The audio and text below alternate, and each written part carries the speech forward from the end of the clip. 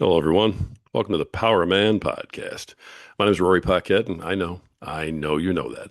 But, folks, I just like to remind myself exactly how grateful I am to be sitting in this chair. If it wasn't for you out there doing everything that you do, liking, sharing, subscribing, all the DMs, and my goodness, we've had a lot of DMs lately. I will get back to all of you, I promise. But if it wasn't for all of you out there doing everything you're doing, I could not sit here and do what I'm doing. So I am very grateful to all of you. Now, if you're a friend of the program, and I'm guessing you are, you know what time it is. We got to do a real quick sip of our preferred beverage. And I am using the red IU mug today. That's right. Here we go. Because I'm from Indiana too. Are you really? Yes. Okay, we're gonna get to that in a sec. Let me get my ad in. Anyway, All right. deep, dark, rich, bold, and beautiful, just like my wife. Boy, they brew a mean cup of Joe. They do all the right things for all the right reasons, and they support veterans, which is one of the biggest reasons why we support them. If you're a veteran out there, folks, I want to thank you and your family for your sacrifice, for everything you've done. And again, if you didn't go do what you did, I wouldn't even be able to say a word in today's world. They would have shut me down a long time ago, and I know that's true because they tried. Folks, anyway. Freedom Hill Coffee knows it too, and they support you as well. So go check them out, Freedom Hill Coffee at Freedom Hill Coffee on Instagram. Tell them Power of Man sent you. Let me get one more sip so I can keep up with this Hoosier over here. That's right. All right, and here we go. All right, this guy sitting across from me. He is a best-selling author. He's written 21 books. I mean, so just start to wrap your head around that while I finish the intro. He is a coach of Christian life coaches all over the place. And please welcome to the show, Tony Stoltzfus. Tony, how you doing? Thanks. I'm doing well. All right. And I did know you were from Indiana. We were just talking about how you used to be Right. in Goshen. Right. That's right. You just caught me off guard, man. But Yeah. I appreciate you being here. 21 books? Yep. I mean, that's a full-time job, man. How do you do 21 books? How long did that take you?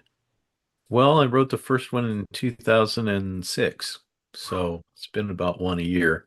I guess so. Um, That's a healthy pace. but yeah. Yeah, I have another show where I interview authors. It's called The Right Path. And I mean, people around there talking about how one guy took, what, 39 years to write his book, Oh well. although there was some extemporaneous circumstances. But people usually take like, 3, 4, 5 years and they don't even blink writing a book. And you're just churning one out every year? Yeah, well, My goodness. I'm also very unusual in that I've self-published and I make a living from it. So I've lived on royalties for 15 Oh, years. there we go. Okay. Well, and So, then also, you have 300,000 copies? Am I reading that right? yep. That you've sold of your books? Yep. All right. You know what? We're going to have to come back to this part because now I have about 80 other questions that I didn't have Okay. 10 minutes ago. So, all right, folks. Tony, tell everybody a little bit about who is Tony Stoltzfus. What are you about, and what has kind of led you to where you are in your life here today? Well, I'm just turned 65 last week, so I'm sliding into retirement. When you've been self-employed for 25 years and you're an author, retirement isn't this hard line like it is for a lot of people. So a year ago, I was in Israel and God spoke to me and said, next week is your 64th birthday. I want you to retire. And I was like, okay, but what does that mean? So Right. I made the decision. I quote unquote retired in Israel, and then I've had, a year's worth of projects that I started that am finishing up at a slower pace. But So another yeah. interesting part of that journey has been about a year before that. I was in Maui visiting our son who lives in Maui, and we're walking on the road that Oprah lives on. It's up in the highlands, and the view is fantastic, and the temperature is always perfect there. And I'm walking along, and Jesus says, "Tony, you've lived for significance, and there's a whole other way of life that you can have if you're willing to try it." And I was like, "Yes, but I have no idea what you're talking about." And so my journey for the last couple years has been realizing that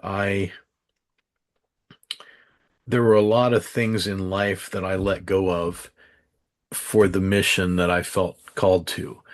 And it's like God is saying, there's a lot of joy that you put aside, and I want to bring that back to you. And there's a lot of little things in life. My son taught me how to cook a steak. I never really learned how to cook because, if you can grab a meal in 3 minutes out of the refrigerator, why spend an hour cooking? And those are the kinds of things that I just cut out of my life ruthlessly so that I would have time to do what I felt like I was supposed to do with my life. But in this season, it's like God is saying, nah, we're going to build furniture again in the garage, and we're going to take walks in beautiful places, and we're going to learn to cook. And so Wow. that's kind of my life right now. I don't know And, if that and was the answer you're looking for, but oh, hey, I don't go into anything with a preconceived notion, brother. Believe me, I've done over 1,000 episodes. You never know what you're okay. going to get. So, but the furniture thing is funny. Just so the folks at home know, yeah, but in the pre-interview, we found out that this guy used to build furniture in the city right next to where I live now, basically. And I've been to that place where he used to build the furniture like 50 Uh, times, and it's such a small world, the way it all works out. But so retirement for you looks like what, more work than before you got retired, well, but I with steak. thought with steak, yeah. My picture was I was going to work as hard as I could, as long as I could. That was, I've thought all my life that's what I was going to do. And Yeah. it's like God is saying no. So I'm still doing stuff. I'm recording an audiobook right now, and I do several classes a week that are free. And I coach a few people, and that's free too. But everything's slower, and I can kind of do what I want. So Huh. I was Okay. struggling with how to, is it okay to do this when I'm retired? Is it okay? Am I doing too much? And finally, God just said, Tony, retirement is what you want it to be. And I was like, oh, okay, I'll relax now. So, so the difference is, yeah, more work, but with steak. I mean, I think that's pretty much what we got out of this because you haven't relaxed at all, have you? Yeah, yeah. I mean, in the middle of the day, if I don't feel like working anymore, I just stop. Hmm. And much of my life, I had a sleep disorder for 15 years where I'd wake up 25 times a night, never get enough sleep, and was always tired. And so that period of my life was just pushing myself to get through the day and to, Yeah. you know, and it's like I get to turn off the pushing thing. Um, and the Wow. stuff that I do, writing is one of the funnest things that I do. So I still write, but I have no deadlines and no, any of that. And if I want to do something different, I do it. So, Well, I know that the two books that you're are fairly recent anyway are the Heaven, Experience the Extraordinary, mhm. and How to Read the Bible Like a Human Being. Why don't we talk about those for a minute? Because there's so Okay. much to unpack here that I could go any direction with you right now. So let's Right. let's stick with the books for a minute. What are these books about? What do they have in common? How are they different? That type of thing. Well, this is How to Read the Bible Like a Human Being. All right. And Great this cover. guy he has tefillin on, which are phylacteries that were worn during that time. Hmm. And these are custom made based on ones that were unearthed at Masada. And he has an authentic himation, you know, outer garment on, and his coloration is fairly authentic. So what I was trying to do, the idea was we read the Bible with our heads, where your rational brain speaks the language of words and concepts. So our Bibles have no pictures in them. Your kid's Bible has pictures, but once you become an adult, they take all the pictures out of your Bible and it's all just words and theology and concepts. And that's a great thing to renew your rational mind. But your emotional brain, the other half of your brain, speaks the language of image and experience. And when you don't read the Bible to visualize it, what ends up happening is you renew half your brain and not the other. So I set off in this journey to say, I'm gonna actually visualize these scenes in the New Testament. And so I have Bible study groups I've been leading. One's been going on for 4 or 5 years, and we're up to Mark 14 now. Oh my So gosh. we've spent 4.5 years going through Mark and we're still not done. Um, Oh my gosh. but I'll give you an example of the power of visualization. So the story of the woman with the issue of blood who touches Jesus' robe and gets healed. Mhm. So let's visualize. You've got this poor woman. She's been bleeding for 12 years. So she's anemic. She's unclean all the time. And uncleanness is not sin. What it means is that you can't live in the community this way. So if you become unclean, you have to go home and quarantine until evening because you're not fit to relate to the community. So she has probably been cast out of the community and is living in a, who knows, a cave or whatever for 12 years. So the isolation, she probably has mental issues, but she's determined to get healed. So she goes to Capernaum, and I believe in the story, Jesus is going to heal Jairus' daughter, and it's most likely that Jairus is the ruler of the Capernaum synagogue. So I think the story takes place in this town. And if you go to Capernaum, the streets are like they're 6 or 8 feet wide. They're alleys, and the houses were built right up to the edge of the street, and they were all surrounded by a 10-foot black stone wall. So if you go down a street in Capernaum, you have to imagine, it's only as wide as you can reach, and there's a 10-foot wall on either side of it. So you're in this little tunnel. So this woman comes up. I think she's probably hiding in an angle of the wall or at an intersection, and Jesus goes by and she tries to get up behind him. And by the way, the corner of your robe, your hamartion was in the small of your back, not down at the ground. So she comes up behind him and touches him. And the Greek word for touch there is a heavy touch. So I'm guessing that she's trying to touch Jesus on the down low, and then she gets jostled and touches him harder than she intends. And you've got this moving crowd going to Jairus's house, and all of a sudden Jesus stops and turns around and says, "Who touched me?" Well, what happens to the crowd when it meets that obstacle? It all accordions up against Jesus. So this poor woman who is not supposed to be touching anybody and has not been around people for a dozen years and knows she's breaking the law gets smashed up against Jesus, who's looking around over everybody's head saying, "Who touched me?" And the kicker is right next to Jesus is Jairus. And Jairus is the archisynagogus, the ruler of the synagogue, and he enforces the purity rules. So if this woman is from Capernaum, it's possible that Jairus is the one who ruled that she was unclean and couldn't participate in community life. And there's a very interesting little detail in the story that she's been unclean for 12 years, and Jairus has a 12-year-old daughter. There's got to be a reason why they put that Oh my little goodness. datum into the story. So this poor woman gets caught. Jesus turns around, and then Jairus turns around, and right next to Jesus is essentially the chief of police. And you've just committed a crime. And the verse says she's trembling. She's having a panic attack because she's trapped in a crowd pushing all around her in this narrow little place. And there's the chief of police, and she got caught. And Jesus does this beautiful thing. He he calls her daughter. And this is the only place in the New Testament where he calls a specific woman daughter.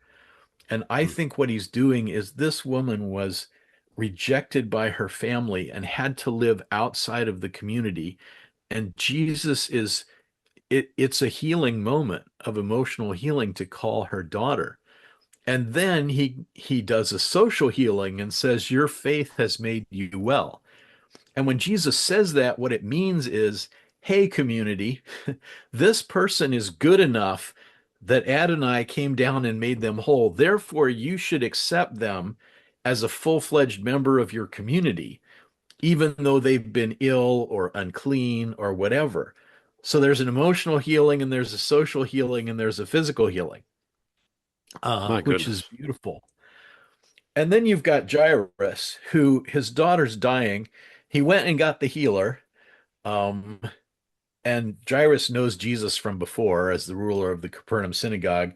They're on the way to Jairus's house, and then Jesus stops at a 7-Eleven along the way and starts witnessing to the clerk, behind the desk. And Jairus is like, "Come on, my daughter's dying."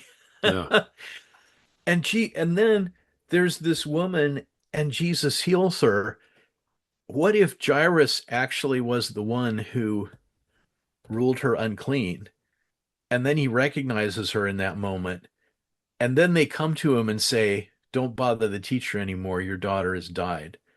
And Jairus is thinking, "Oh my gosh, my sin has come back on my own head. I rejected this woman who Adonai healed, and my daughter died in her place." Hmm. And Jesus says to him, "Don't fear, only believe. Come with me." Wow. So when you when you really research the cultural details and you can see it in your mind, the story gets so much more powerful. Uh, so Oh my that's what gosh. this book is all about. I love that, the way you just did that too. I mean, I'm familiar with the story, like sort of. You said the Right. woman who had the bleeding issue bled on Jesus, gets blood on his robe. I mean, I remember sort of like the sticks of the story. Nothing like what Right. you just went into. Never could have connected all those dots you just connected. I mean, I want to go read it now, to be honest, because I'm like, Uh-huh. wow. But that's that's what you talk. That's what you talk about in your bio Hmm. is the visualization, really taking your time to build the scene Yeah. so people can view it almost, as opposed to just Right. hearing it and kind of having a whole bunch of stuff go in one ear out the other. Right. And it makes Huh. Bible study fun Yeah. because we have two ground rules in our studies. We don't talk theology and we don't talk application. And the reason I say that is that's what everybody does in a Bible study. Okay. But what it does is it frees people to study the Bible for the sole goal of learning about Jesus. There's no goal to fix myself. There's no goal to figure Hmm. out what I'm supposed to believe. I'm just going to get to know Jesus in his world as a human being. So it's a blast. That's interesting. So it's much more of a spiritual moment as opposed to self-help through the Bible Right. type moment. Interesting. Yeah. Okay. I mean, I was reading this stuff about you and things that you had said, and I was going, okay, this sounds interesting. I wonder how this applies. What made you start? I mean, where did this come from? I mean, did you just wake up one day and you were called to do it this way, or did this come from your childhood? Or how does someone wake up and go, you know what I want to do? I want to convey all these stories in the Bible this way, which is incredibly cool, right? But honestly, I've never heard anybody else do it. Yeah. Well, the central thread is when I started coaching, I was doing the kind of practical, let's set a goal. What are your options? Make an action step, hold you Hmm. accountable, which is a rational brain kind of thing. But the longer I coached, the more I realized if it's just a rational brain problem, people have will probably figure it out on their own. The really naughty problems are in your emotional brain, where you get triggered and you don't know why, or where you react and you don't see it because it's your normal world. And so I started to focus as a coach on coaching the emotional brain instead of the rational brain. And that 20 years of that changed my outlook on people and on life in the kingdom. Uh, and so the Bible studies, in a sense, are an outgrowth of that, of saying, what if we took scripture and read it like the emotional brain is just as much of a problem as the rational brain? And we got serious about doing that. And the Heaven book is the same thing. It's saying, Randy Alcorn wrote a great book about heaven. It's called Heaven, and he goes through every scripture, and it's a wonderful rational brain treatment of heaven. But it's a rational brain treatment of heaven. And I set out to write a book to say, I want to immerse you in heaven. So you finish this book and you say, like, I have a friend who had just finished it, and she was like, "This is making it really hard to stay on Earth." Um, that's what I want, for you to feel it and long for it. And yeah, Wow, how incredibly unique, brother. I mean, I got to give you credit. Thanks. Is anybody else? Do you have competition in this area, or is that why you've been writing all these books? Because you don't have any, so you're just making hay. Well, I mean, think of The Shack is sort of in this vein of taking the message of the gospel and putting it into story. Hmm, Um, the oh shoot, the place that's making videos about Jesus's life now that's really popular. Sorry, I should ah, know this.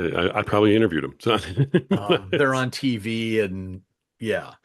yeah, Um, not coming to mind right now. but they've taken Jesus's life and tried to take stories and make them real. So there's more there's more scholarship and more popular things happening. Background commentaries have gotten popular.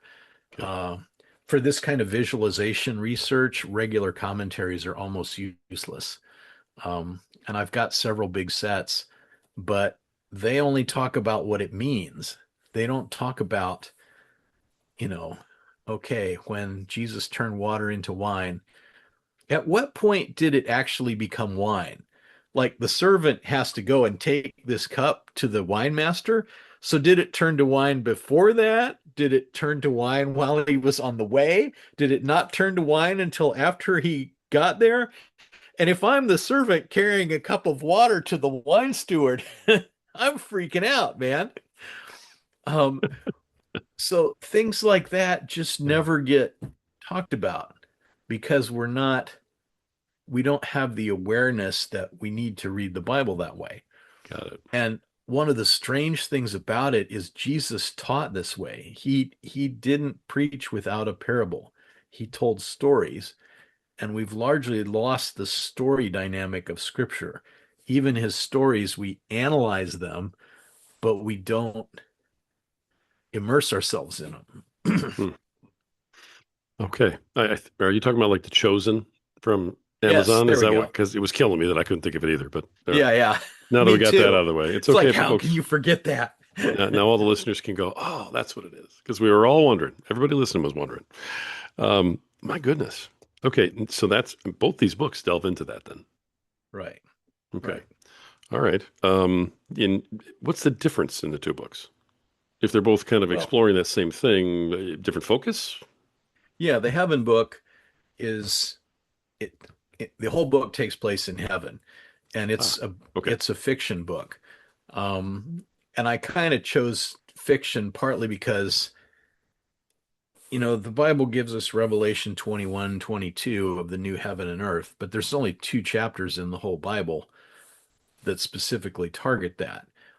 And it's the same process with the Bible studies. If you want to visualize what happened, you have to use your imagination because the stories in the Bible are cut down and so much is left out of them. Like, for instance, the man at the pool of Bethesda, or yeah, Bethesda. Uh, the pool of Bethesda is a mikvah, a ritual bath. So when Jesus heals this guy, he's probably just taken his ritual bath and he's wet. So I really enjoy, envisioning the wet Jesus healing this guy. Um, but it doesn't say that he's wet. It's a fairly logical conclusion, but you have to make that leap and say, in order to see this, I'm going to have to imagine things that aren't specifically written down. Wow. There are a lot of things that happen that aren't written down. So we know Jesus went there.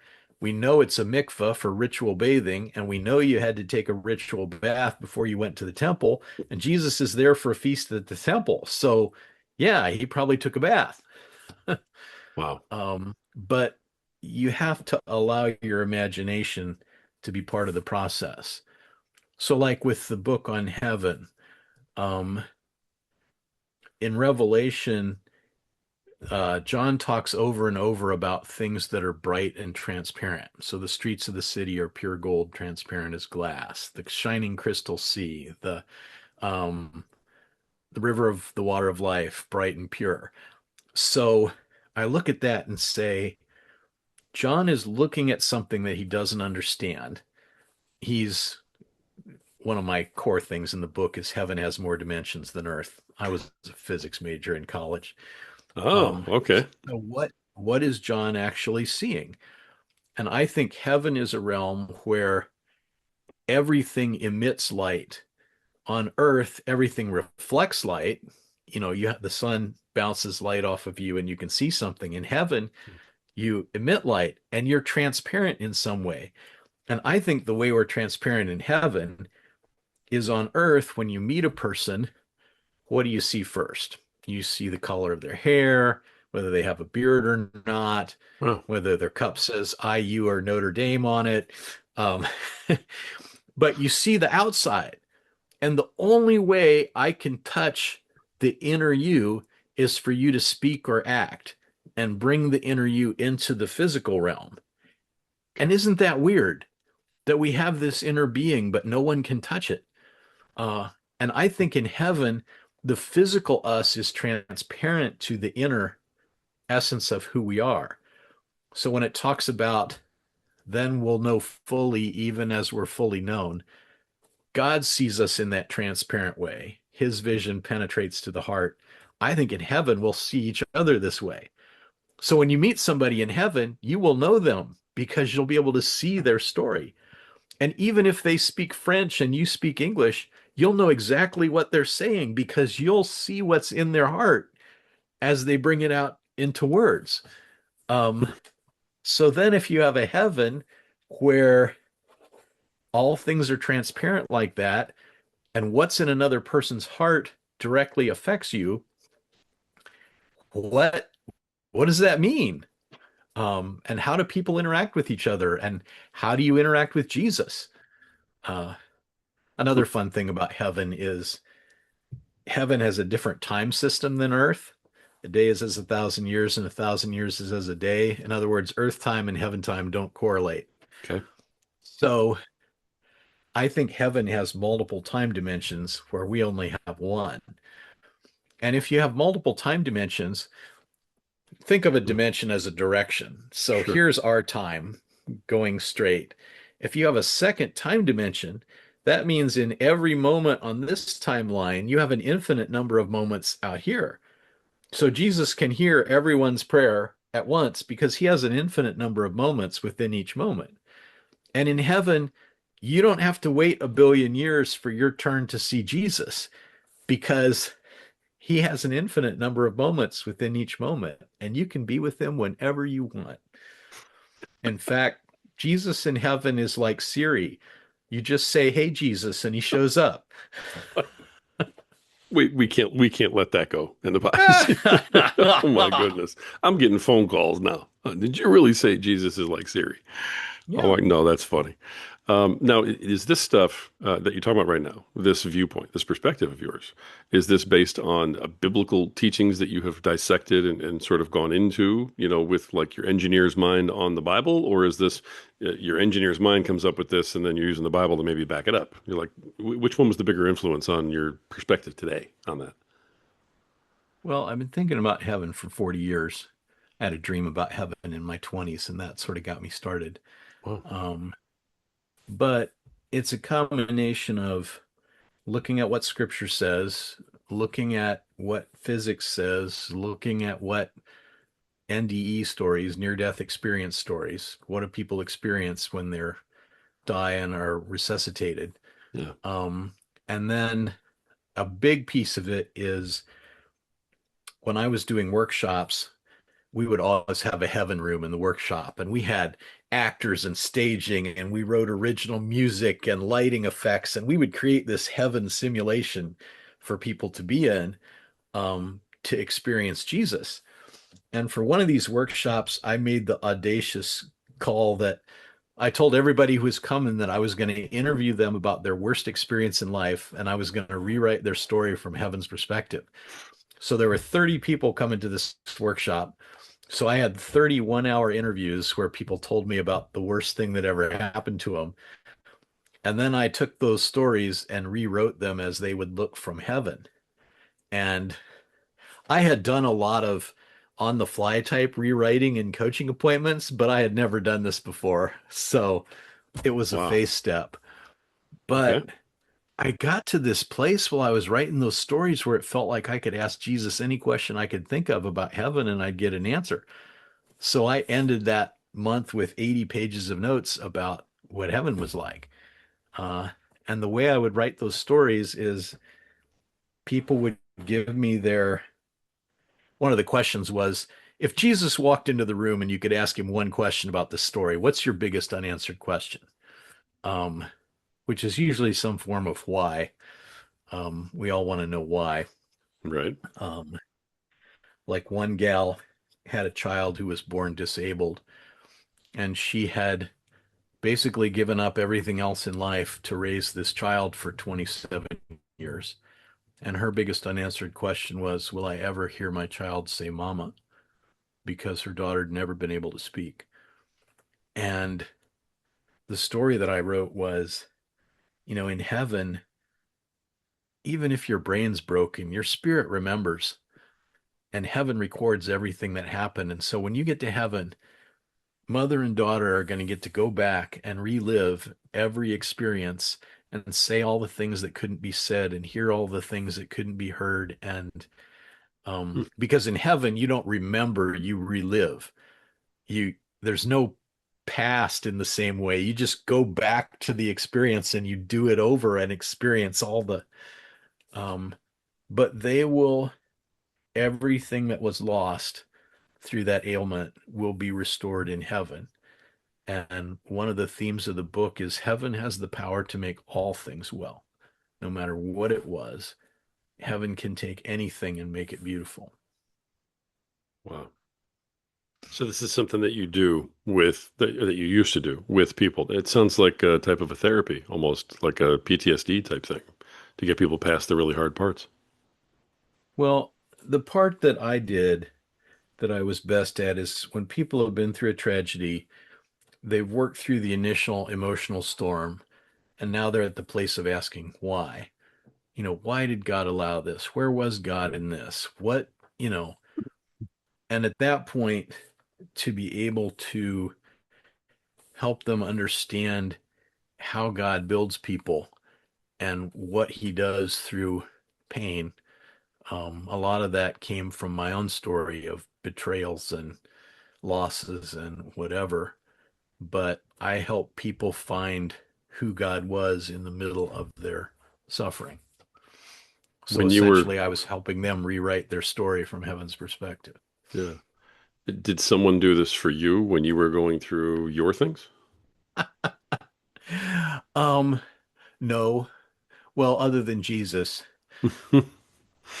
Right. So very often but we talk about becoming the thing that we needed the most but didn't have. right. That's it. It sounds like that's what you did. Yeah. So like a story from my life that shaped me. Um, and I could tell a whole bunch of different ones. But an early one was being betrayed by a mentor and good friend and loaned him our life savings. It took 5 years to get it back and destroyed our relationship. Oh, Um, and we were living at his retreat center out in the middle of nowhere. So, it was not a fun situation. And I spent a year with the counselor unpacking it. And when we finally got down to the bottom of it, I had this belief that my destiny, my future was dependent on the favor of these men of God that I worked with. And if I lost their favor, then I wouldn't be able to, and he had plucked me from obscurity and gave me opportunity. But I had to reach the point of saying, okay, God, my destiny depends on you and me, and no one can take that from me. Um, and so I spent years working through all the stuff that had to do with that painful experience. And it sort of culminated in 10 years later, the counselor that I had worked with came to this workshop where I was rewriting people's stories from heaven's perspective. And his story was that his father was a pastor who had a moral failure, and he was in the process of being restored and going through it well, and then he died suddenly. And so my friend's big question was, what about my dad's destiny? What, he was supposed to be influential in his community, and it just, he died. What happened to all that?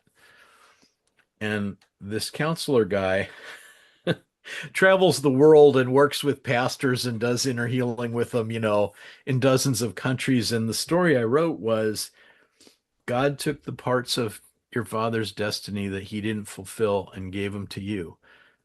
And you have completed them bigger than your dad ever dreamed. So when you get to heaven, you're going to be able to go to your father and say, Dad, I know you failed and fell, but God gave those parts of your call to me. And look at what I did with them. It's bigger than you ever imagined. So here, share with me in the reward of your completed destiny.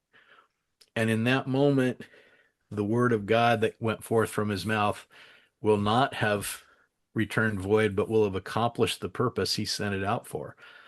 Uh, and I've come to believe that all calls, all destinies are shared in the house of God, and that he takes the parts we don't finish and gives them to the people around us so that we can have that kind of celebration when we get to heaven. So I thought Wow. that was a great story for my friend. Phew.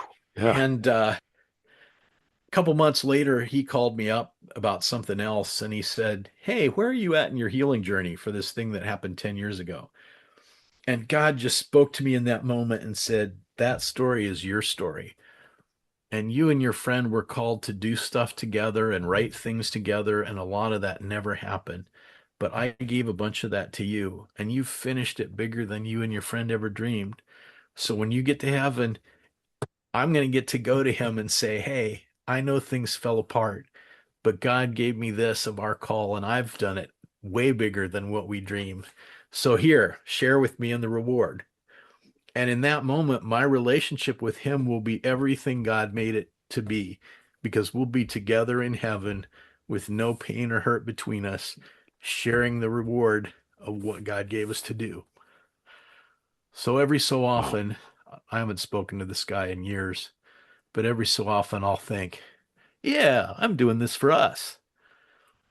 And it changes the whole thing of forgiveness and, to have Yeah. that kind of a picture. My goodness. So you're doing this visualization, um, sort of. Um, this is your whole MO. This is what you do, is Yeah, is help people visualize these things in all aspects of what you're doing. right. That's a gift, So then, how does brother. that story impact you? You I said taking him from the objective observer into the uh, yeah. I'm having my own issues over here. I almost teared up during the first one. I can't imagine um, meeting my father again. So, I hear stuff like that, Mhm. and immediately you go to your own wounds, right? When you hear those stories, Right. I'm sure that you encounter that with people. So, for a long time I was driven by that, but like making up for. So when you said that what your father doesn't accomplish becomes like your mission, Hmm. um, that really hit home for me in a very big way. I don't know how you pulled that one out. That was pretty good, but I think maybe God led you there. I'm not sure, but Hmm. that was that was really something. Because I've spent my whole life feeling like I'm either making up for him or Right. trying to fill in the blanks, for what he didn't do. So that kind of Right. stuff. And that's heavy for people. Even in this moment just now, Right. for me, I ended up having to pull back from the mic and swallow hard and sort of Yeah. gather myself. Um, this is part of the Christian life coaching that you do with people, I'm assuming. Hmm. Yeah. Okay. So, I mean, is this training them to do this for other people, or is this training them, helping them get through this, so that they can do Well, it I do for you? both. Okay. When I'm coaching one-on-one, I'm helping an individual. When I'm training, I'm teaching people to do what I do. Yeah. Interesting. All right. So you are building coaches to do the same stuff that you just hit me with. Wow, that's Yeah. rough. That's And we have a story writing team that does those rewriting stories from heaven, and the team has done hundreds and hundreds of stories like that for people.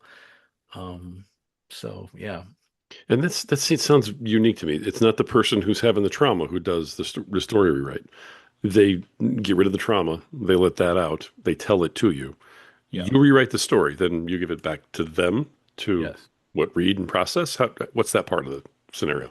yeah. When I was doing in-person workshops, they would come to the heaven room, and in that in that heaven room, you you were asked to write a last letter to your loved ones. We put you in a dark room with everyone, and you were supposed to write a Oh, last letter.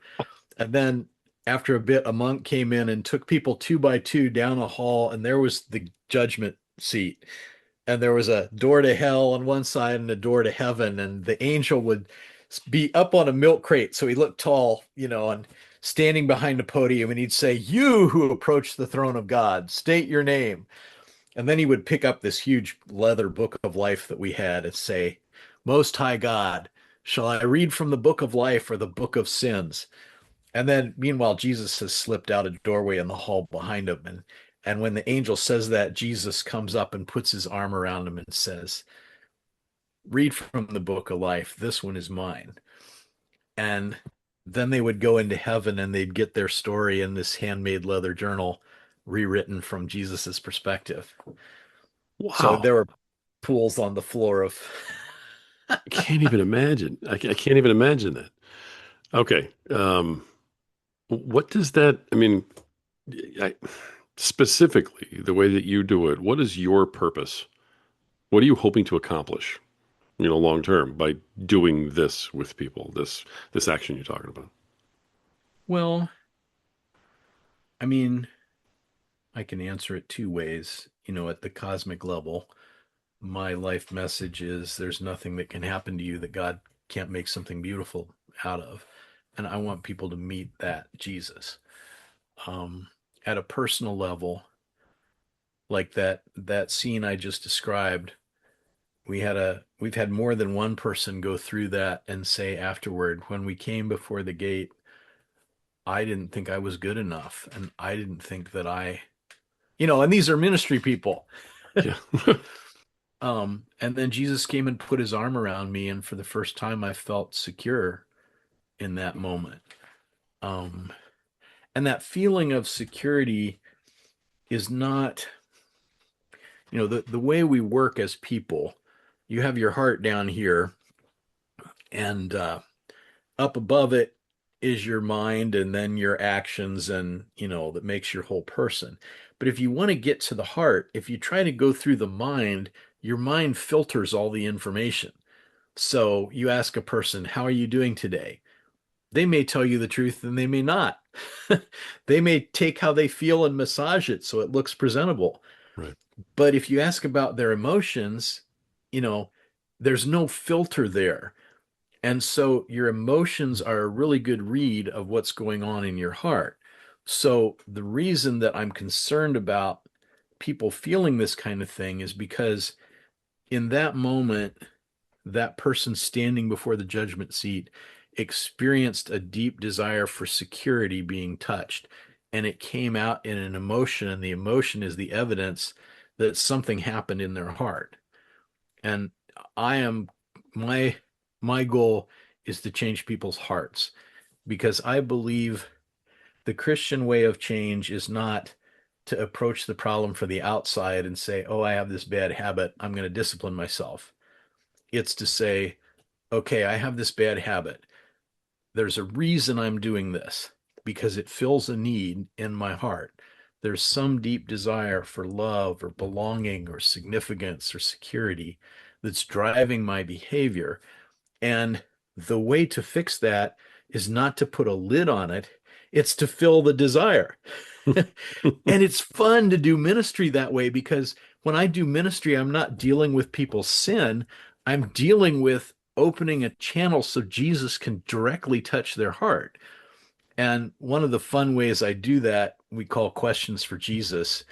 You simply ask Jesus to give you your deep desire. So, like, if a person, let's say you're with a young person, they want to get married. Okay, well, what would it give you to be married? Well, I'd feel loved. I'd feel like I belong. I'd feel secure. Okay, so what you've done is you've taken those desires and you've attached them to the idea of marriage. Hmm. Instead of looking at that, let's go to Jesus and just say, Jesus, what do you love about me today? Jesus, why did you choose me to be on your team? Um, Hmm. Jesus, give me a picture. How am I secure in you? And your emotional brain changes in response to experience, not in response to words and concepts. So if you can experience God touching that part of you, it shifts something in your heart.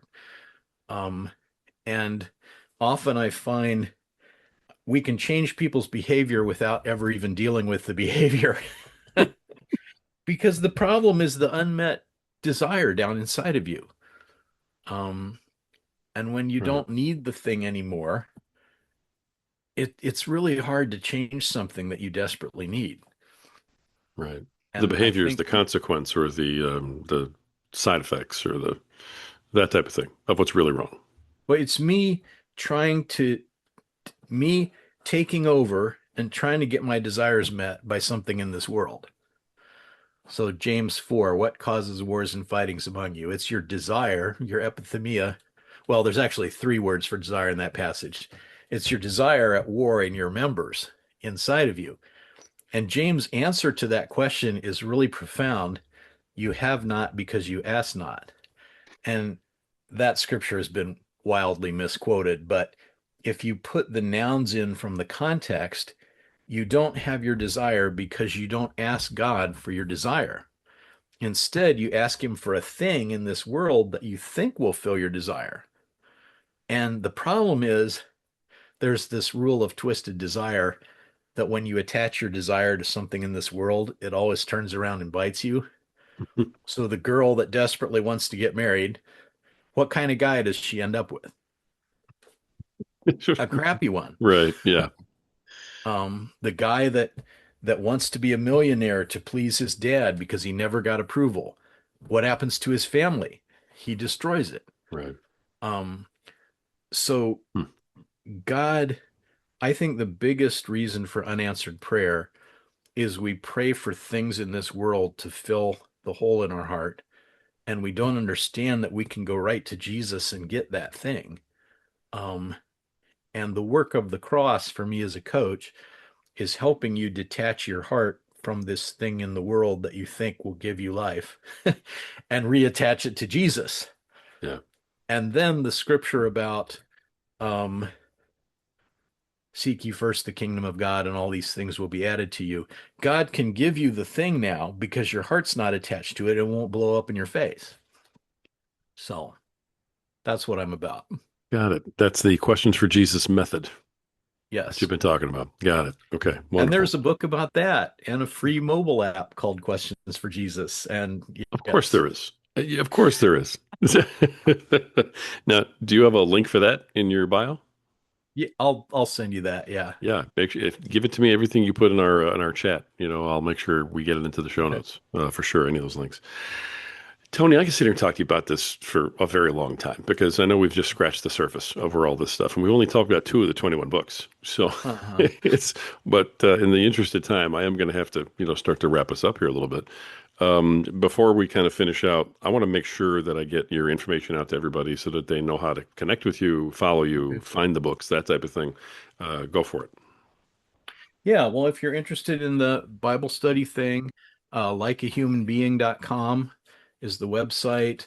There's free videos there about different passages. There's four leaders guides and four study guides. So all the materials there for you to take a group through this method of study. Um, I also do online classes that are free. So you at that website, you can sign up to join one of our online Bible studies. Awesome. Uh, the heaven stuff is at heavenexperience.net. And again, there's videos and resources there. We have me and some partners have purchased 2,000 books to give away. And we have two targets, people who are spiritual seekers, because this book is seeker friendly, and people who are grieving, have suffered loss, um, because heaven is a great, when you've lost somebody, it's great to know what they're doing up there. Uh, so if you read the book and you like it, you can go to that website, fill out a simple form, and we will send you free books to give away to the people in your life that are seekers and suffering. Oh my gosh. Okay. And that's on the website. Yeah. A request for that's on the website. That's beautiful. All right. Okay, brother. I'll tell you what, I'm going to let you kind of close us out here. You've done a masterful job of weaving in, these couple things I know we wanted to talk about with telling some fantastic stories and creating visuals like you promised you were gonna. So I got to tell you, it's been really, really interesting today. Um, as we kind of wrap it up, is there anything that I didn't ask you? Is there anything that we talked about that maybe you want to sort of double down on, go back to, or is there a parting thought, for the folks who are out here in our audience who are listening today? I'll let you go ahead and wrap. Yeah. We still didn't talk about my house burning down in that whole I, season. I didn't think you wanted to when we went into that. You went uh, the other way. I'll give you a quick lesson from that. So yes, our house burned down in one of the California forest fires, and we escaped with a suitcase of dirty clothes each, and our pets and our computers. But everything else was gone. And 3 weeks before the fire, I'm sitting out in the yard having my devotions, and I literally said, Jesus, could I live without all this stuff? Oh, no way. And God didn't burn my house down, but I got an answer pretty quickly. It was, yeah, it's just stuff. Um, and that whole season, the fire was the fourth most stressful thing in my life that year. Um, between mental health issues in the family and my best friend dying and our new house flooding twice and it was What just in the one thing after world, the man? other.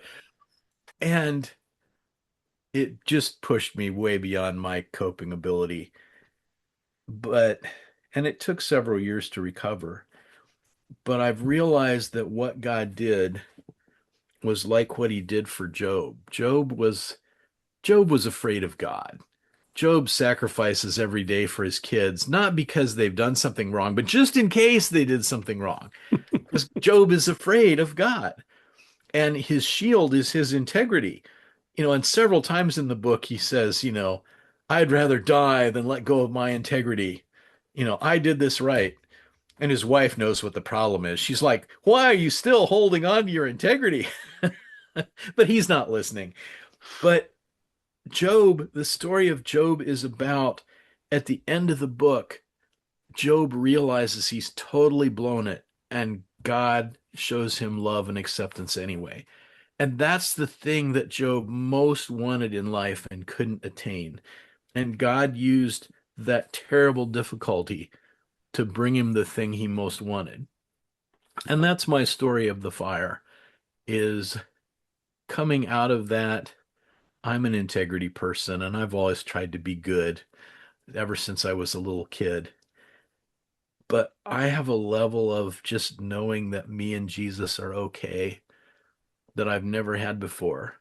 To go through that and say, Jesus, I know I could talk to you whenever I want to, and I know you'd talk back, but I don't feel like talking to you right now. And he'd just say, trust the process. It's okay. But through that difficulty, he gave me the thing that I most wanted in life. And if you meet him in your difficult seasons and don't try to run from him, but figure out what he's doing in your heart and let him do it, he can do that for you too. Wow. Yeah, I wasn't sure if you wanted to go to the house burning story when we went there earlier, and then you took that other tact. And but I mean, you just about brought me to tears with that one. So I was like, all right, I don't know if I can do the house warm. If we can do the house story, brother. I mean, we still haven't scratched everything that you've had going on. I mean, there's a ton more. I know. The maybe you'll come back. I don't know. You feel like Sure. maybe you want to come back and Yeah, continue it'd this be fun. conversation. Maybe pick up for a part two. Like, here's some of the stuff we didn't talk about. Yeah, that's great. Maybe Let's get do it. into the other 19 books you had going and start Yeah, chipping away at those. we could do a live coaching appointment and Oh, I could show you how that works. and I could be like open and vulnerable and Right, completely and have a just box of Kleenexes there and yeah in front of everybody, all my listeners. Yeah, okay. How to ruin a popular show in three easy steps. great. One of the beautiful things about transparency is everybody wants it, but it's scary because people might not respond well. But one of my great learnings in life is if I take the risk to be transparent first, almost always other people will be transparent with me. Um, Oh, and so you just did me I like can that. have deep relationships anywhere as long as I'm willing to go first. You literally just dropped the gauntlet right in front of me on my show and said, "Hey, are you going to lead your people or not?" Wow, this guy's brutal. All right, man. You know what? Let's put some pen to paper on that. Let's work that one out. That sounds like a We pretty good can idea. do it, and you can decide if there's parts of it that aren't fit for public consumption, just Oh, hey, edit it man. out. I'm I, I don't edit. That's the problem. So Oh. I'm either all in or I'm all out. So all right. You know what? Maybe I'll float that to my group of folks. Hey, would you want to listen to this? Would that help you? I don't know. We'll see. But it's an intriguing offer, brother. I may take you up on that. So, Okay. all right, that sounds really kind of cool. All right, then. So, but for today, we got to kind of close this out. Goodness gracious, folks, best-selling author and the coach of Christian life coaches who proved his effectiveness today and almost making me cry right here on the set. So, and author of 21 books altogether, but the two we talked about today, Heaven, Experience the Extraordinary, and How to Read the Bible Like a Human Being. Folks, Tony Stoltzfus. Tony, brother, thank you so much for coming on the show, for doing everything you Yeah. did, sharing what you did, and just for the message, man. It was really great. Thank you for being here. Thanks. I enjoyed it. Appreciate it. Me too. Folks, that's been another incredibly powerful episode of the Power of Man podcast. And the reason we bring these powerful men on here with these powerful messages is because we are absolutely united in hoping that you can find your power so that you can become a better leader, a better protector, a better provider tomorrow than you are today. So that you can become a better husband, a better father, a better man tomorrow than you are today. And the reason that we want that for you is because you matter. It's because you have value, and it's because you're worth it. And at some point, you just have to believe it. Until next time.